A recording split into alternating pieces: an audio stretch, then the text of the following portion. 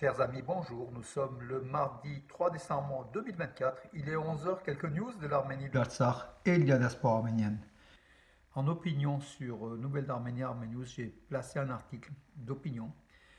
Avenir sombre pour les Arméniens d'Alep, ville occupée par les islamistes, armée par la Turquie. Donc j'ai dressé le bilan, l'historique un petit peu de la communauté arménienne d'Alep établie dans cette garnison de l'Empire ottoman lors du génocide où des Arméniens ont trouvé refuge. Mais il faut aussi savoir qu'avant le génocide de 1915, il y avait une communauté arménienne d'à peu près de 5000 membres qui étaient là, qui étaient surtout originaires d'Urfa. Donc c'était des Arméniens d'Urfa qui est pas loin de la frontière aujourd'hui entre la Turquie et la Syrie, qui s'étaient installés, qui étaient des Arméniens catholiques, qui avaient perdu pour certains leur langue, qui étaient devenus arabophones mais chrétiens, voilà, catholiques.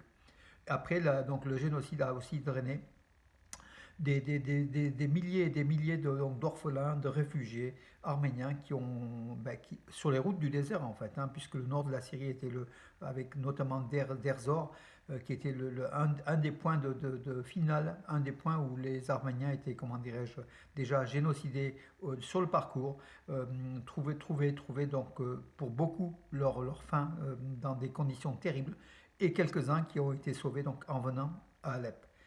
Voilà donc, et puis aujourd'hui Alep est une nouvelle fois une ville martyre, donc occupée par les islamistes, qui sont passés par la Turquie, soutenus par la Turquie d'Erdogan, armés par la Turquie d'Erdogan, qui aujourd'hui menace. La vision d'Erdogan, c'est aussi d'éradiquer les Kurdes au nord de la Syrie, et un petit peu aussi la communauté arménienne, du moins de ce qu'il en reste, mais ce n'est pas un grand danger pour la Turquie.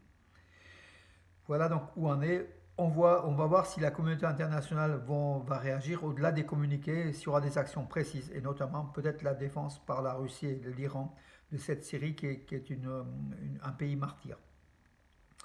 Le métro d'Erevan, d'ici fin 2024, d'ici la fin du mois, hein, donc un appel d'offres va être réalisé par la mairie de Yerevan pour la construction d'une nouvelle station de métro à Yerevan, donc encore une nouvelle station de métro, mais qui se ferait dans les années futures, hein, je pense que c'est d'ici 2030-2032. Alors c'est dans Surmalu, donc le centre commercial de Surmalu, donc Yerevan. Donc la mairie d'Erevan désirait enfin une station à Surmalu, voilà. Un grand centre commercial fréquenté par des dizaines de milliers d'habitants de la capitale arménienne et des régions chaque jour.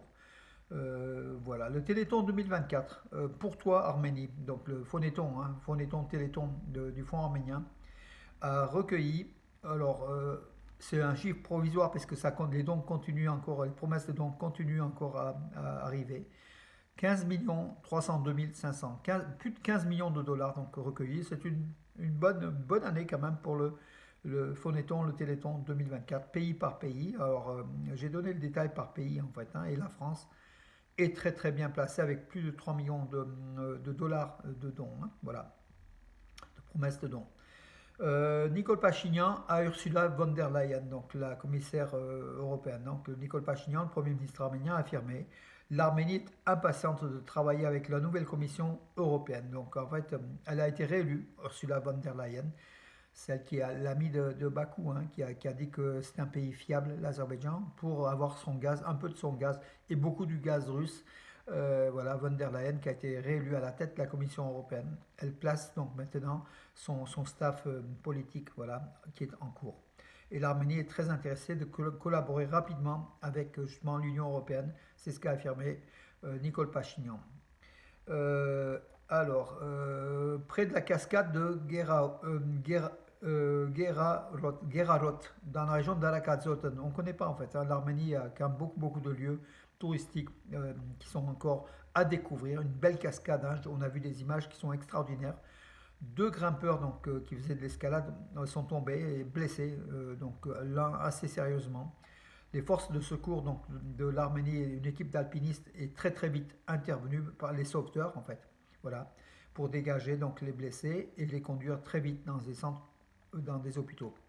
Alors il faut dire qu'en Arménie, les services de secours, les sauveteurs sont très très rapides et très importants en fait, hein. C'est un service très organisé, donc qui est au secours des citoyens, éventuellement des touristes. On a vu notamment sur le mont Arakaats où régulièrement des touristes s'égarent ou sont blessés et ils sont très très vite secourus par justement ces forces arméniennes comment dirais-je, chargées, les sauveteurs tout simplement, les pompiers, mais plutôt des pompiers acrobatiques très très expérimentés. Bravo, bravo à l'Arménie d'avoir des équipes ainsi rapides qui puissent sauver aussi voilà, les citoyens et les touristes qui sont en Arménie.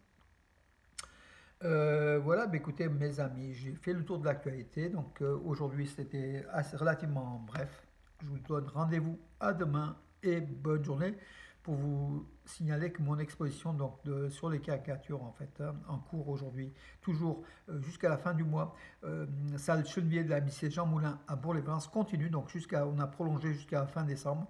Par contre, les horaires d'ouverture, il faudrait donc faire un mail pour demander donc pour confirmer les horaires d'ouverture parce qu'elles sont aussi aléatoires du fait des activités qu'il y a dans cette salle-là. Mais en tout cas, l'exposition est toujours au mur, ça se maintient. Et si besoin, j'irai vous donner des explications par rapport à mes caricatures. Mes amis, il faut juste faire un mail à armeniao@orange.fr. J'ai donné le détail dans plusieurs articles que j'ai publiés sur ma page Facebook et sur Nouvelles d'Arménie, Arménews. Voilà mes amis pour aujourd'hui. Je vous donne rendez-vous à demain et bonne journée.